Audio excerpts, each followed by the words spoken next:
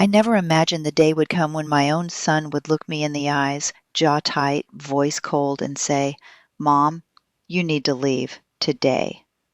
But that's exactly how this story begins. My name is Elaine Porter, and that morning the world felt unusually still. Too still. Outside the window, a soft drizzle tapped against the glass, the kind of rain that makes everything smell like wet cedar and old memories. I stood at the foot of the staircase holding a basket of freshly folded towels when Bryce stormed into the hallway. He didn't shout. He didn't explain. He just pointed toward the door. "Pack your things. Riley and I can't keep doing this. It's time for you to go." For a moment, I honestly thought he was joking. Bryce used to be the boy who cried if I so much as spent a night shift at the hospital. He was the boy who used to check my breathing at night because he feared losing me. But now? His face was stone, unreadable, as if I were nothing more than an unwanted guest. My fingers trembled around the towel's edge. It smelled of lavender detergent, my favorite, something I'd used since Bryce was a baby. That familiar scent felt like a knife. "Bryce," I whispered, "what's going on? Did I do something?" He wouldn't meet my eyes. Riley, standing behind him with folded arms, looked irritated, impatient, almost relieved. "Elaine, we've talked about this," she sighed, though we never actually had. "You being here, it's just too much, for all of us." My suitcase was already sitting by the door, packed, ready, not by me. That was the moment I realized this wasn't sudden. They'd planned it, maybe for days, maybe longer. Bryce opened the door, cool air washing over me. "Please don't make this harder." The humiliation stung more than the cold, but I swallowed my pride, lifted my chin, and walked out. As the door shut behind me, the rain hit my face in tiny cold needles. My clothes clung to my skin, and the concrete felt unforgiving beneath my feet. I stood under the porch roof of the house I had helped Bryce buy, feeling like a stranger on my own steps. Across the street, Lydia Marsh stepped onto her porch. She lived with her husband, Colin, a retired math teacher with sharp eyes and a sharper instinct for trouble. Lydia was carrying a basket of tomatoes from her backyard garden, her gray curls pinned loosely, a warm smile fading the moment she saw my expression. "Elaine? Honey, why are you outside in the rain?" she called, concern tightening her voice. I forced a smile that trembled on one side. "Just needed some fresh air." But Lydia had raised 3 children. She knew the difference between fresh air and heartbreak. She crossed the street without even bothering to put on shoes, thrusting her basket into my arms just to hold my shoulders with both hands. Her palms were warm, comforting, smelling faintly of basil. "What happened?" I opened my mouth, but words wouldn't come. And that silence said more than any explanation. Lydia exchanged a troubled look with Colin, who had now stepped out onto their porch. He held a mug of black coffee, his gaze fixed on Bryce's house like he was watching a puzzle being solved in slow motion. I wiped the rain from my cheeks, or maybe tears. I couldn't tell the difference anymore. "Bryce wants me gone," I whispered. Lydia's expression darkened. Colin muttered something under his breath and set his mug down so hard I heard it echo across the street. But then Lydia leaned closer, her voice dropping into a near whisper. "Elaine, before you blame yourself, there's something you should know. Something Bryce didn't think you'd ever hear." My chest tightened. "What do you mean?" She glanced over her shoulder as if making sure no one was watching. Rain tapped gently on the tomato basket between us. "Because what he told the neighbors," she said slowly, "is very different from what he told you." A chill crawled up my spine. What did my son say?" Lydia took a breath, ready to reveal it, and in that moment, Bryce's front door swung open again. He stepped out onto the porch, staring straight at us. His expression wasn't confusion. It wasn't guilt. It was fear. And that's when I knew, whatever the neighbors were about to tell me was something Bryce desperately wanted hidden. "Would you want to know the truth if you were in my place?" Bryce's eyes locked onto Lydia and me like we were standing over a crime scene instead of a tomato basket. The rain had softened into a mist, but the tension in the air thickened like fog around us. He walked down the steps slowly, calculated, his jaw clenching with each step. "Mom," he said tightly, "you should come inside." The voice didn't match the command. Inside it, I heard fear. Lydia stepped in front of me, shoulders squared, the way a mother hen guards her injured chick. "Bryce Porter, your mother is standing out here soaked to the bone. You didn't even offer her a coat." "Lydia," Bryce hissed, "this is a family matter." She crossed her arms.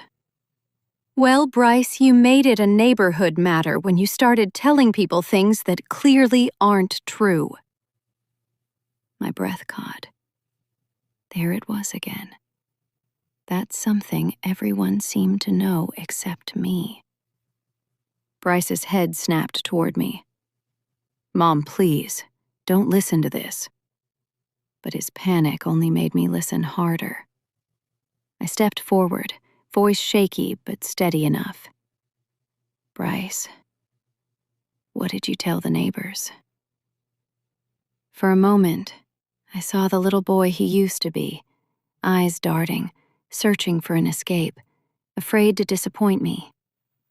But then Riley appeared behind him, holding a mug. Her expression hardened like she'd been preparing for this confrontation.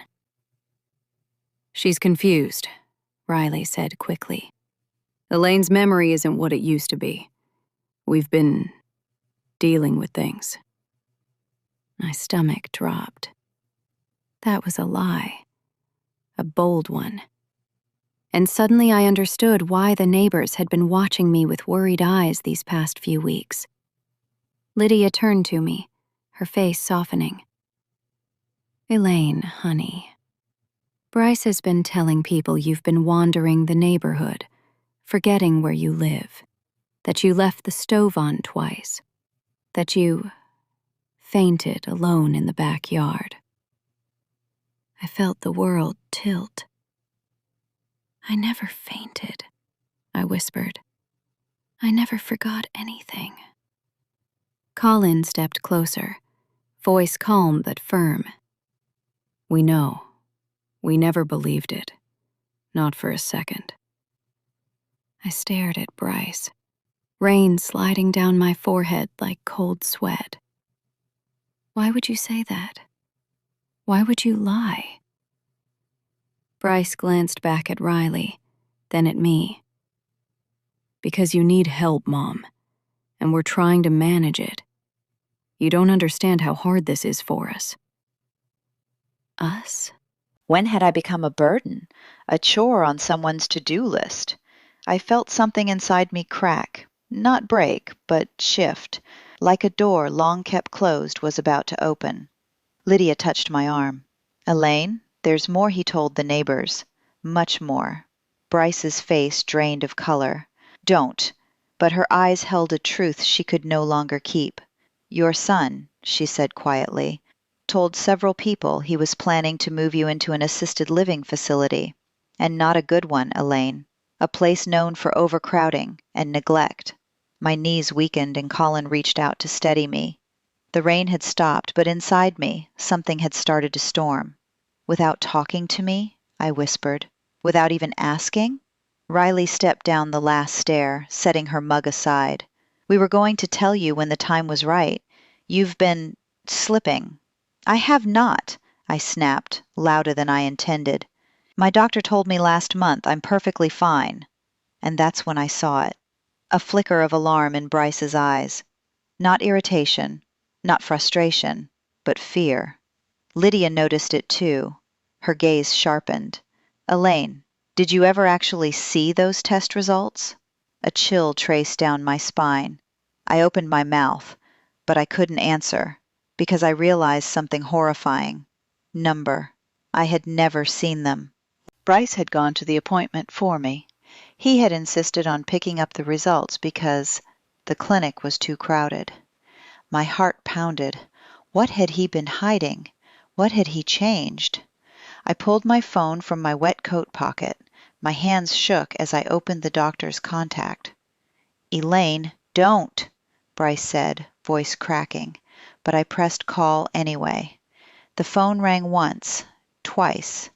Then the line clicked, followed by a long, sharp silence. "Hello?" I whispered. No answer, just breathing, slow, careful breathing.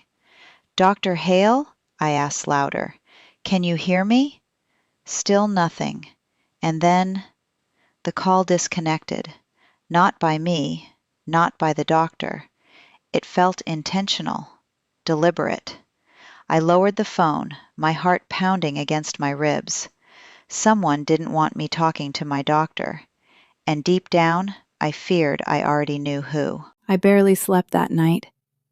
Every time I closed my eyes, the image of that envelope on Harper's table came back to me, like a whisper I couldn't ignore. A mother knows when something is being hidden from her.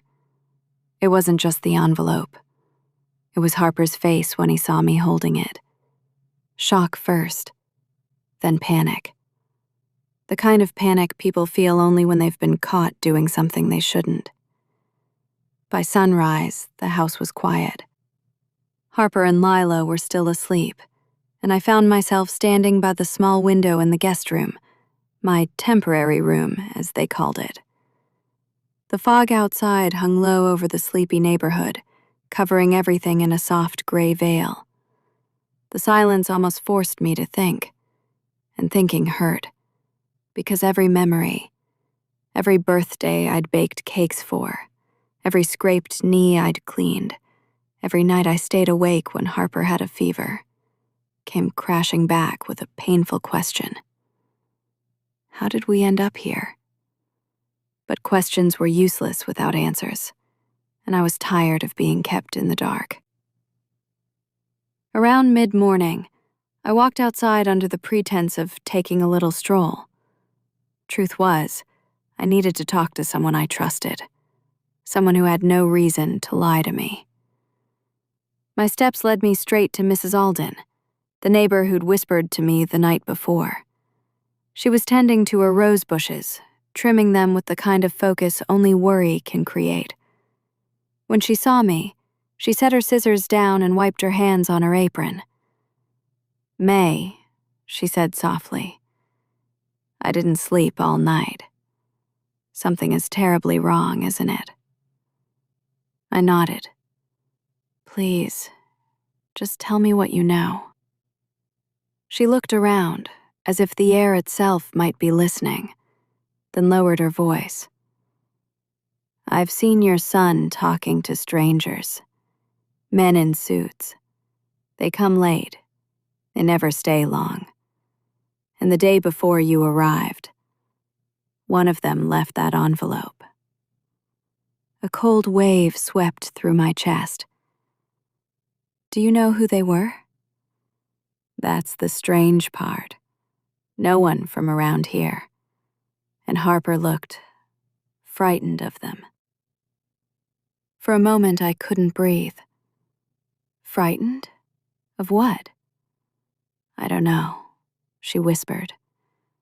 "But I think whatever they want, it involves you." My heart dropped. Me? But why? Before she could answer, I heard footsteps behind us. Harper's voice cut through the quiet like a blade. "Mom, we need to talk. Now." Mrs. Alden stepped back, pretending to adjust her roses. I followed Harper inside, my hands trembling, but I kept my back straight like my mother taught me long ago. Never let anyone see fear in your spine. He closed the door behind us and leaned against it, rubbing his face. "Mom, you shouldn't talk to the neighbors about private matters." A chill ran down my arms. "What private matters, Harper? What are you hiding from me?" He hesitated, and in that hesitation I saw the truth. He wasn't hiding something small. This was big, heavy, dangerous. "I'm handling it," he finally said. Just trust me. The way he said it didn't sound like a request from a son. It sounded like a warning. Later that evening, after the house went quiet again, I sat on the edge of my bed and opened a small box I kept in my purse. Old letters, pictures, tiny memories that reminded me who I was before life got loud. One picture slipped out, a faded one of Harper as a little boy holding a toy airplane.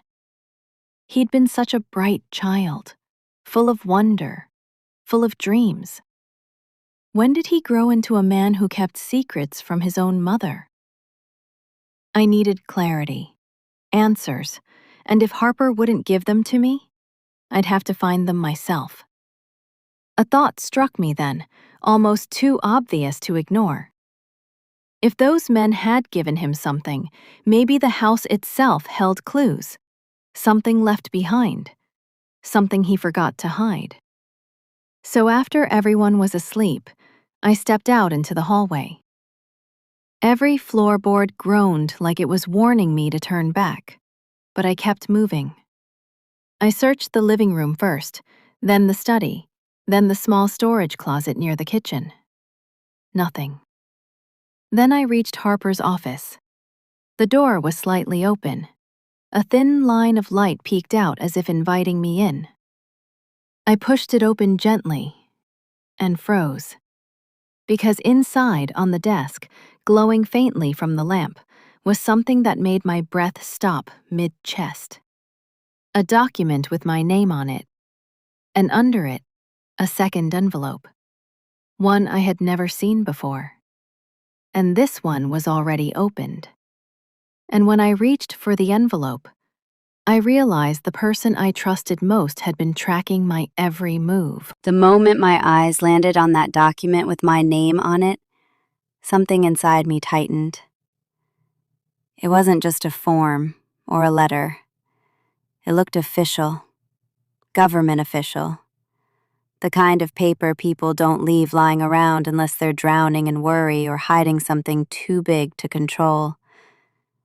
My fingertips trembled as I slid it closer under the lamp's warm light.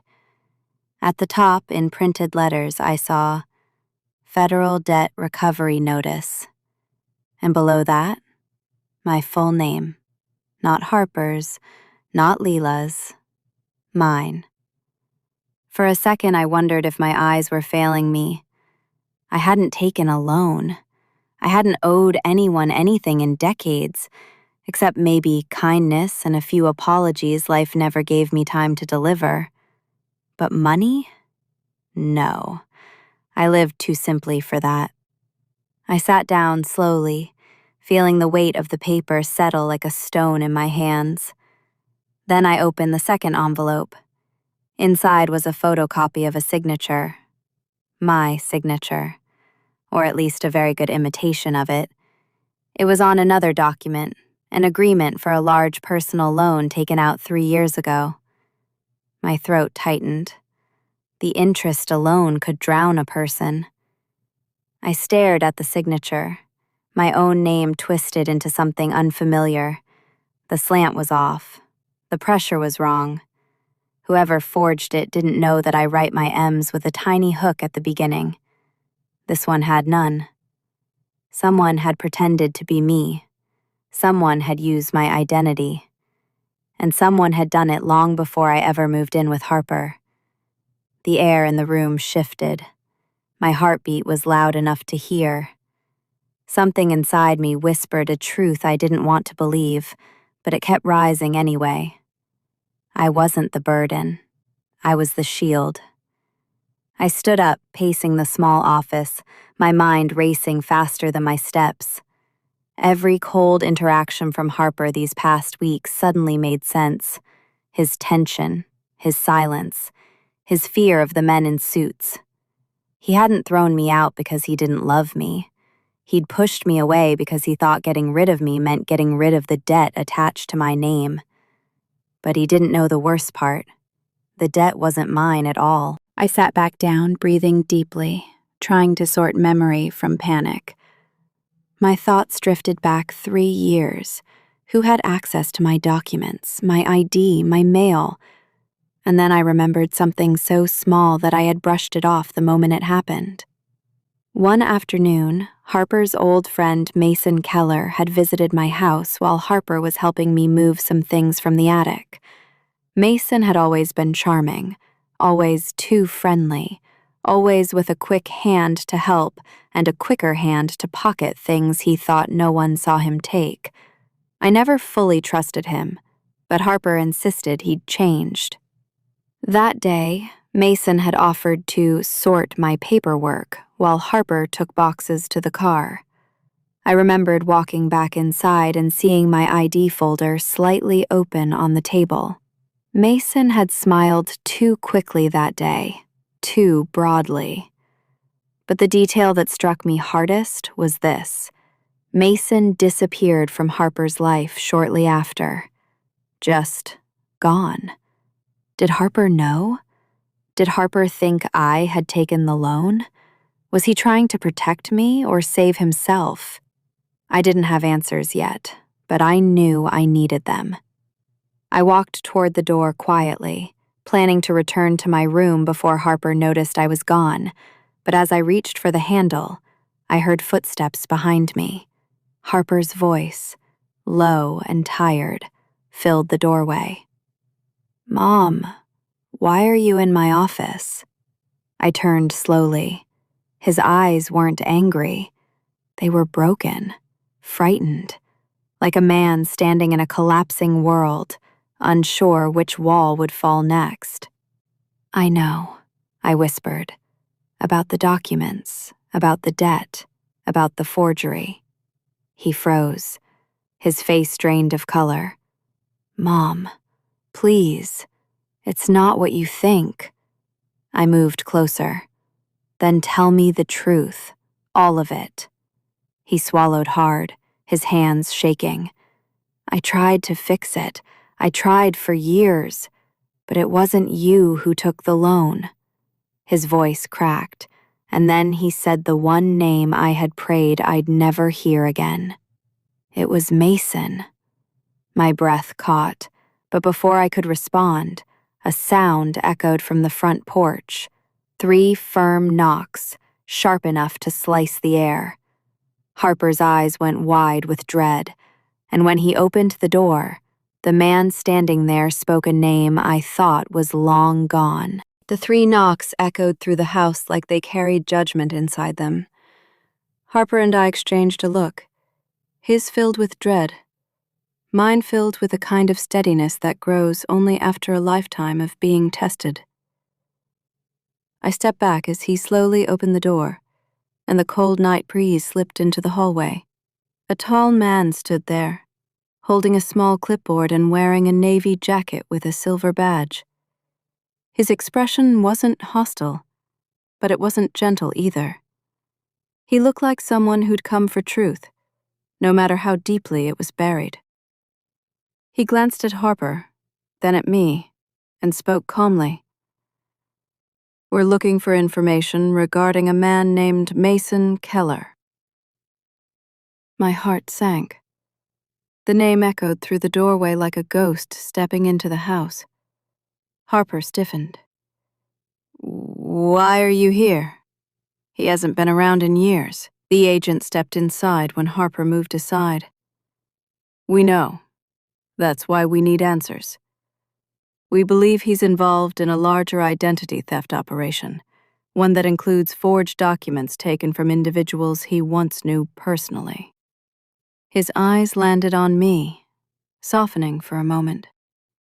"Ma'am, we have reason to believe your information may have been used without your knowledge." Hearing someone else say it, someone official, made the truth settle in my chest with a cold heaviness. Still, I lifted my chin. "What do you need from us?" The agent sat at the dining table, flipping through a folder thick with papers. "Mason has resurfaced. We found traces of where he's been hiding, and your name appeared repeatedly in the recovery files. We're trying to piece together who he contacted, who he may have blamed, and who he may have used as a cover. I glanced at Harper, and for the first time in weeks, I saw him not as the son who pushed me away, but as the boy I raised, scared, overwhelmed, trying his best in the wrong way. He rubbed his palms on his jeans nervously. "I didn't know it was him until recently," Harper whispered. "I thought the debt collectors were coming after Mom because she had maybe forgotten something. Or maybe she signed something without meaning to. I didn't want her to panic." The agent nodded. "You're not the first family he's torn apart." A silence filled the room, thick and painful. My voice trembled slightly as I asked, "What happens now?" The agent closed the folder. "We're preparing to locate him, but we need cooperation. If you want your name cleared, we'll need statements, timelines, and full transparency between all of you." I felt a shift inside me, something strong, almost fierce. I had spent my whole life being gentle, quiet, the one who smoothed conflicts. But now, after being thrown out, blamed, lied to, and used, something new rose in my voice. "Then you'll have everything you need," I said firmly, "because I won't let this man steal another year of my life." The agent offered a small, respectful nod. "We'll contact you soon. Be ready." When he left, the house felt strangely smaller, as if all the walls had leaned in, listening. Harper sank into a chair, burying his face in his hands. "Mom, I'm so sorry. I never should have kicked you out. I was scared. I didn't want you dragged into this mess." I sat beside him, resting my hand on his trembling arm. Fear makes fools of all of us sometimes. But you're my son. I don't stop loving you just because you stumble. Harper looked up with tears in his eyes. "How do we fix this?" I inhaled deeply, feeling the weight of the past years, the betrayal, the confusion, but also the clarity that finally came with truth. We fix it together. We tell everything we know. And when Mason is found, we face him, not as victims, but as people reclaiming what's ours. He nodded slowly, determination replacing fear. I stood up and looked toward the front window. The night felt alive with possibility, the kind that arrives right before a storm breaks open the sky. But just as I reached to close the curtain, I noticed something that made my breath hitch. A car was parked across the street, engine running, lights off, and a shadow inside, watching our house. And when the figure stepped out of the car and started walking toward our door, I realized the final confrontation had arrived sooner than any of us expected. The figure walking toward our door that night wasn't Mason. It was Officer Randall, the same man who had first visited us weeks earlier. His face looked softer this time, almost relieved. I opened the door before he could knock, and the porch light washed over him like a lantern guiding an exhausted traveler home. "It's over," he said quietly. "We found Mason.